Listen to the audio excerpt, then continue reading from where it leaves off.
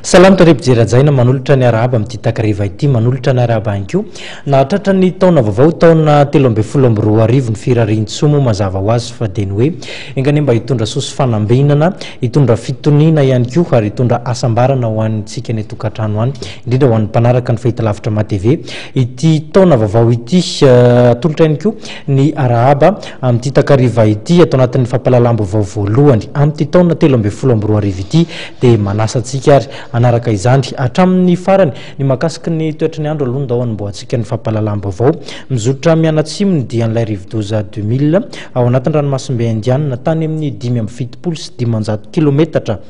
atsinanany morotsiraka atsinanany nosy no nisy ny foiben' izany rivodoza izany raha ny fanamariana azy io ariva io avy amin'ny sampandrara mpamantatra ny toetrandro ny antsipriny zay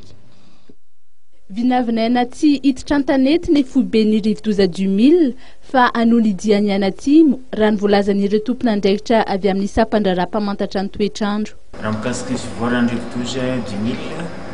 dia tsy kasika atsitra ty an-tanety izy raha ny ivony nojerena satria any amin'ny 570 sy 500 kilometatra atsinanana Madagasikara misy azy tolakandro ary mizotra menatsimo amin'ny ankapobeny ny diany mikisaka amin'ny hafanganam-pandeha 940 kilometatra isan'ora ary amin'ny tanjaka forte tempête tropicale izany hoe mitondra rivotra 590 kilometatra isan'ora sy tafio-drivotra 360 kilometatra isan'ora izy any amin'ny faritra manakaiky ny foibeny izany hoe any an-dranomasina fa saingy ny andindraona miaraka aminy no mitondra rivotra zorana amin'iny morotsiraka atsinanan'iny avy an'ny sambava ka hatrany mananjary androany tontolo andro sy rapitso maraina fa manomboka tolakandro kosa izy dia ho toin'izay ihany koa hatrany amin'ny morotsiraka atsimatsinana zany hatrany tolagnaro ka noho zany ny mpiandrika zany